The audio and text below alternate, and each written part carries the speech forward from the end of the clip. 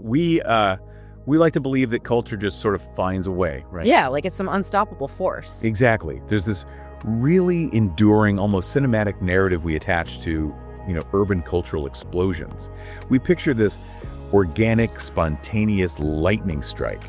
Like a handful of artists move into some abandoned warehouse district because the rent is cheap and someone wires up a sound system in a basement. Right. A new scene is born, and almost overnight, that city just becomes the center of the universe. It's this romantic idea of weeds stubbornly growing through the cracks in the pavement. It is an incredibly pervasive myth, though. I mean, we desperately want to believe that true culture operates outside the bounds of civic planning. Yeah. But when you actually start looking at the data, the municipal zoning laws, the targeted funding, just the sheer logistical infrastructure required to sustain a cultural movement, that romantic illusion vanishes pretty quickly. It really does. Behind almost every sudden cultural boom is, well, it's usually a decade of quiet, meticulous engineering. And that reality is exactly what we are dissecting today.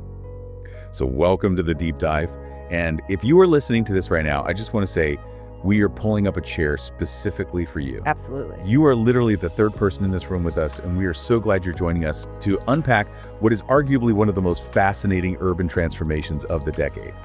Today, we're analyzing the historic cultural boom happening in London right now in 2026. And the scale of what the city is rolling out this year is just, it's unprecedented. It really is. And we want to figure out the mechanics of how it actually happened. Right. And to do that, we've pulled together a very specific stack of source material for this deep dive. We are looking at the Greater London Authority's Foundational 2020 Culture Strategy Report. Plus, we've got the rather massive programmatic guide for the June 2026 London Gallery Weekend. Which is huge. It's huge, yeah. And finally, Time Out's comprehensive breakdown of the 26 most significant things opening and happening in the city this year. Okay, but before we go any further, though, we need to establish a hard boundary for our conversation today. Good point, yes. Because, look, when you are dealing with city planning, billion-pound municipal budgets, and international diplomacy regarding historical artifacts, you are inherently bumping up against politics. You can't avoid it in the real world. Right. But our deep dive today has a strict, non-negotiable, no politics rule. We are absolutely not taking sides here. No. We aren't evaluating any political ideologies from these sources, and we are keeping our lens purely focused on the cultural, historical, and civic innovations themselves. Which, to be fair, leaves us with a staggering amount of ground to cover anyway. I mean, we are looking at a landscape that has been actively curated to produce very specific results. Oh, totally. Just to give you a tease of what's coming, we are going to look at everything from the engineering required to run an active commuter train right through the middle of a brand new museum. Which is wild. So cool. And then a camera lens manufactured entirely from melted desert sand. Plus, the first UK appearance of a 900-year-old tapestry that France has basically refused to loan out for nearly a millennium. It's quite a lineup. But, to understand the sheer magnitude of London's 2026 outputs, we really have to look at the inputs first. Right. We have to rewind a bit to that 2020 Greater London Authority strategy we mentioned. Yeah, because the 2026 boom is essentially the harvest of seeds that were planted 6 years prior. Exactly. And the GLA report, it starts with a really blunt economic reality that forces any policymaker to take the arts seriously. At the start of the decade, culture was generating £52 billion a year for London's economy. 52 billion. Yeah, and it directly employed 1 in 6 people in the city. Wow. But the metric that really matters here, the one that stands out, is the supply chain multiplier. Okay, lay it on us. Every single creative job in London supports an additional 0.75 of a job in the wider economy. Okay, wait, let's unpack this for a second, because that multiplier basically changes the conversation entirely. It does. If a new independent theater opens, the economic impact isn't just, the actors and the director receiving a paycheck. Right. It's the lighting rental company out in an industrial park. It's the independent caterers. It's the surge in revenue for the local pub down the street that suddenly has a packed house at 10 p.m. every Friday. Exactly. You aren't just funding art at that point. You are subsidizing an entire secondary ecosystem. And it's an ecosystem that is uniquely vulnerable to its own success, right? Oh, absolutely.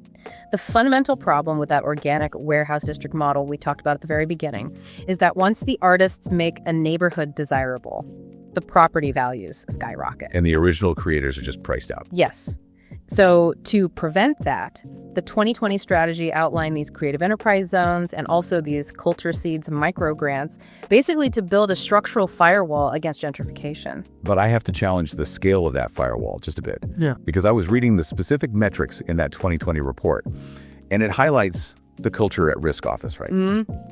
And it boasts that they stepped in and saved over 350 cultural spaces, like grassroots music venues, LGBTQ plus spaces like the Admiral Duncan, the South Bank skate space. Right, which are iconic. They are. Mm-hmm. But in a city of roughly 9 million people that is experiencing relentless commercial development, is saving 350 spaces actually statistically significant? Or is that just like a PR win that ignores the thousands of venues that were lost? Well, I mean, that's a highly valid criticism if you look at those 350 spaces merely as isolated rooms. Okay. But the strategy treats them as anchor nodes. Losing a single grassroots music venue isn't just losing a stage, right? It's severing a critical entry point for hundreds of emerging artists who now have nowhere to build an audience. Right, the ripple effect. Exactly. And the physical spaces they did create are substantial. If you look at the Brixton Creative Enterprise Zone, through that initiative, they delivered 5,251 square meters of permanent, affordable creative workspace. That's a lot of space. It is. Furthermore, they embedded policies into local drafts, mandating that new large office developments actually have to hand over 10% of their square footage as affordable workspace for 25 years. Okay, so they essentially forced commercial developers to subsidize the cultural infrastructure. Yes, exactly. By treating studio space with the same necessity as, like, plumbing or transit access, they laid down this incredibly nutrient-rich soil. That's a great way to put it. And the physical institutions opening in 2026 are the direct result of that groundwork. So I want to shift from the abstract policy to the concrete reality here, because the architectural scale of what is launching this year is honestly difficult to comprehend. It is, and the physical anchor of this whole transformation is East Bank in Stratford. We are talking about a £1.1 billion project. Billion with a B. Yes. The strategic report notes that this represents the single largest cultural investment in London since the legacy of the 1851 Great Exhibition. Which is wild. Think about that comparison for a second. The Great Exhibition was the absolute peak of Victorian imperial ambition. Right. And the crown jewel of this modern investment is V&A East, which opens its doors on April 18th, 2026. And the inaugural exhibit they chose is deeply telling. Oh, yeah. It's titled The Music is Black, A British Story, and it explores the profound ways Black British music has shaped global culture. Yeah, they are displaying Joan Armatrading's childhood guitar, some newly acquired photography by Dennis Morris, and looks worn by contemporary artists like Little Sims. It's amazing. They are taking recent living history and immediately elevating it with the reverence and preservation of a national institution. And that concept of blurring the lines between a traditional museum space and the living city, it's echoing across multiple projects. Oh, totally. Over in Smithfield, the new London Museum is finally opening its doors, having relocated into the derelict Victorian market buildings. Yeah, they've repurposed the old Great Northern Railway depot into an underground gallery. Which is where it gets really interesting. Yeah, I found the architectural details of that Smithfield site in the Time Out Guide. Yeah. To be just brilliant. In the old salt store of the market, the architects have engineered this massive subterranean viewing window that looks directly onto the active tracks. It's such a cool concept. Right, so museum visitors are standing inside a curated historical exhibit, and they are watching real modern commuter trains speed through Farringdon Station just feet away. Yeah. The museum isn't a sealed vault anymore. The active transit network is literally running through the exhibits. What's fascinating here is how London is deliberately collapsing these contrasting concepts of time. On one hand, you have these hyper-modern integrations of active commuter lines. On the other, the city is securing the return of artifacts of just unfathomable antiquity. Oh man.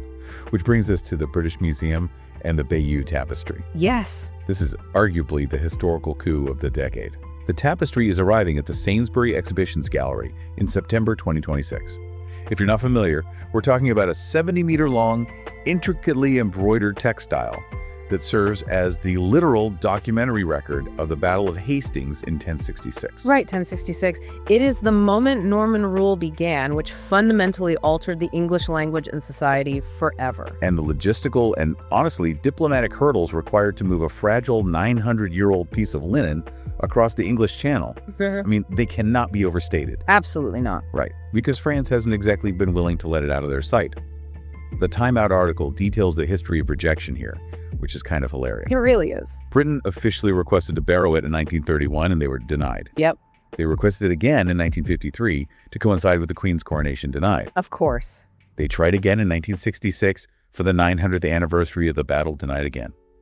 It has not been in the UK for 9 centuries. 900 years. So the fact that the British Museum secured it for 2026 is a massive flex of the city's custodial infrastructure. It perfectly illustrates the dual identity the city is actively projecting right now. London is positioning itself as both the ultimate custodian of a millennium of history and the cutting-edge incubator for whatever comes next. That tension between preserving the ancient and incubating the new is playing out on the streets this very weekend, actually. Oh, yeah. Let's zoom in from these billion-pound mega museums to the contemporary canvas of the city. Because from June 5th to the 7th, 2026, London Gallery Weekend is taking over. And the scale of this coordinated weekend is a direct testament to that 2020 economic planning we were discussing earlier. How so? Well, according to the guides, over 120 galleries are participating simultaneously. And to make it navigable, they've mapped the city geographically. So central London is the focus on Friday, South London on Saturday, and East London on Sunday. That's super smart. And the actual works being shown are phenomenal. In Central, Gagosian has curated an entire exhibition around the theme of air, pulling in rare early works by Christo. But the conceptual pieces in South London are what really grabbed my attention. There's a gallery called Copperfield, showing an installation by Oscar Santillán titled Solaris. Oh, I loved reading about this one. It's wild. It's a series of 35 photographs of the Atacama Desert. But the mechanism behind the art is the real story here. Santillán didn't use a manufactured glass lens. Nope. He physically collected sand from the Atacama, melted it down in a furnace, and crafted a bespoke photographic lens out of the desert itself to take the pictures. It is a stunning, recursive piece of engineering. The landscape is literally providing the optical mechanics to capture itself. And then in a completely different tonal shift, the Sunday Painter Gallery is featuring Dominic Watson. He has built a large-scale sculptural installation of a historic sailing galleon. Okay. But the entire ship is constructed from dismantled, reclaimed children's playhouses. Which highlights the sheer breadth of creative experimentation this city is trying to sustain. But, creating the art is only half the equation. Someone actually has to buy it for the ecosystem to survive. And the Gallery Weekend Guide outlines a very specific structural mechanism for this, called the LGWX-ACC Under 40 Acquisition Fund. Okay, tell us about that. It's this highly targeted initiative where a collective of younger collectors pools capital to purchase works specifically from UK-based artists. And those works immediately enter the Arts Council collection to be circulated nationally. See, here's where it gets really interesting, though. And I found myself genuinely torn on this. Oh. Yeah, because we are looking at a 120 gallery coordinated weekend. It features highly structured acquisition funds, and it offers curated walking routes designed by people like the principal dancer of the Royal Ballet. It's very polished. Right. So is this the ultimate triumph of the World City goal, proving that London has engineered total post-Brexit cultural resilience? Or by heavily organizing and financially institutionalizing the avant-garde, do they strip away the very element of rebellion that makes contemporary art matter? That's a deep question. Like, if the city dictates the routes and funds the acquisitions, does the underground cease to exist? Well, this raises an important point about the definition of resilience. Okay. If resilience simply means survival, then yes, institutionalizing the avant-garde totally works. By treating independent galleries as a unified, marketable sector with VIP programs for international buyers, they've built an economic engine capable of weathering severe global financial shifts. Survival of the fittest. Sort of. The argument is that artists can't be rebellious if they can't afford to eat, Fair point. The structure guarantees the survival of the medium, even if it sanitizes the delivery a bit. Sanitizing the delivery is a great way to put it. But culture isn't entirely contained within the white walls of a gallery, right? No, not at all. The pulse of a city is dictated by how it operates after the museums close. It's how the residents blow off steam. And the 2026 calendar reveals some massive and occasionally painful shifts in London's lifestyle and nightlife sectors. Which, again, traces directly back to the 2020 Nighttime Commission. The central thesis there was that a global capital cannot effectively close its doors at 6 p.m. They launched pilot programs like the Nighttime Enterprise Zone in Walthamstow High Street to test the logistics of late-night retail, extended licensing, and enforcing fair labor standards for nocturnal workers. But the reality of running a 24-hour city is incredibly messy, especially when it comes to club culture. Time Out highlights the closing of Corsica Studios in Elephant and Castle in March 2026. Yeah, it was a big deal. Huge. For anyone unfamiliar, this was a legendary, sweaty, deeply intimate venue tucked under the railway arches.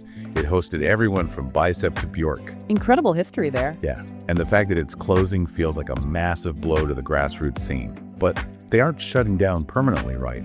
They are stepping away to secure a long-term lease and, crucially, to undertake massive soundproofing renovations. And that detail about soundproofing reveals the primary conflict in modern urban planning. The number one existential threat to urban nightlife isn't a lack of interest, it's residential encroachment. People moving in next door. Exactly. The city zones high-density residential properties right up against historic industrial club spaces. The new residents inevitably file noise complaints, and the local council revokes the club's license. Classic tale. So what Corsica Studios is doing is essentially an evolutionary survival tactic. They are adapting their physical infrastructure to survive the changing zoning laws around them. It's adapt or die. And we saw the exact same dynamic play out with Printworks in Canada Water. When that massive super club closed in 2023, people were devastated. Oh, yeah. It felt like the end of an era for large-scale electronic music in London. But in 2026, Printworks is returning as a permanent, hybrid cultural venue. Which is a huge win. It is. They managed to save the iconic press halls for concerts, and they preserved the Inkwells room. But to make the economics work with the developers, they had to flank the club with commercial office spaces and add a corporate event space on the roof. It is a massive compromise, but the music stays in the building.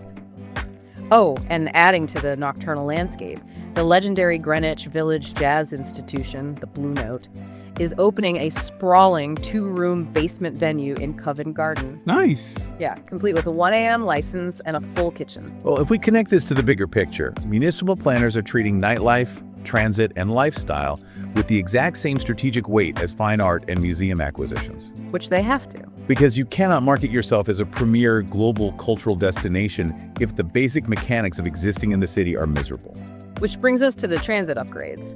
This might honestly be the most universally cheered development in the 2026 guide. The new Piccadilly line trains are finally entering service. Finally. We're talking about walk-through carriages, double doorways for faster boarding, and, miraculously, air conditioning. And we really shouldn't gloss over how difficult that is to achieve. It's hard, right? Oh, extremely. The deep-level tube tunnels are over a century old, they're incredibly narrow, and have practically zero ventilation. The thermal dynamics of introducing air-conditioned units into those specific tunnels without overheating the surrounding infrastructure, that was a decades-long engineering puzzle. But solving that puzzle fundamentally changes the cultural experience. Yeah. Taking the tube across town in July to see an exhibit is part of the civic experience, and removing the sweltering heat removes a massive barrier to entry. Definitely. And beyond transit, the city is heavily investing in physical spaces dedicated purely to perspective and leisure. In February, Alexandra Palace is opening Summit, which is a rooftop adventure that allows people to physically climb up to the Angel of Plenty statue. Oh, that sounds amazing. Standing 130 meters above sea level to take in a 25-mile panoramic view of the skyline. They are also reclaiming the water. The 2026 calendar includes the opening of 2 major outdoor swimming facilities. Yeah. Valentine's Lido in Ilford represents the first new council-run outdoor pool built in decades. And over in Canary Wharf's Eden Dock, they are opening Sea Lanes, a permanent 50-meter open-water swimming pool equipped with saunas. It paints a picture of a city trying to operate holistically. If you are a learner, a tourist, or a lifelong resident in 2026, the entire civic apparatus is attempting to integrate your day. Completely. You can ride an air-conditioned train to inspect a 900-year-old tapestry, spend your afternoon analyzing a camera lens melted from desert sand, swim laps in a Docklands Lido, and then spend your night in a heavily soundproofed underground club. The sheer logistical coordination required to manifest London in 2026 is an absolute marvel. It really is a triumph of policy over chance, but it leaves us wrestling with the tension we established at the very beginning of our conversation. The weeds in the pavement. Exactly. When a city successfully master plans its cultural output to this degree, when it engineers billion-pound arts districts, mandates affordable workspaces through zoning, and perfectly soundproofs its venues, does it inevitably engineer the spontaneity out of the art? When every creative endeavor is subsidized and structured, do you permanently lose the raw, accidental edge that made the city culturally relevant in the first place? Or is this massive engineered structural support the absolute only way that art can survive the crushing economic gravity of a modern, hyper-expensive global capital? That is the big question. If the city doesn't deliberately lay the soil, does the pavement just swallow everything? That is the provocative thought we're going to leave you to ponder today as you navigate whatever city you call home. Well said. And to you, our listener, thank you. Truly, thank you for carving out a piece of your day to sit with us, for bringing your curiosity to the table, and for making this deep dive possible. Yes, thank you for joining us. We appreciate you being the most important part of this conversation. Remember that whether you are standing in front of a 900-year-old tapestry or leaning against the wall of a neighborhood music venue, the exploration of culture belongs to you. Keep questioning the structures around you, keep exploring, and keep looking for those weeds growing through the pavement. We'll see you next time.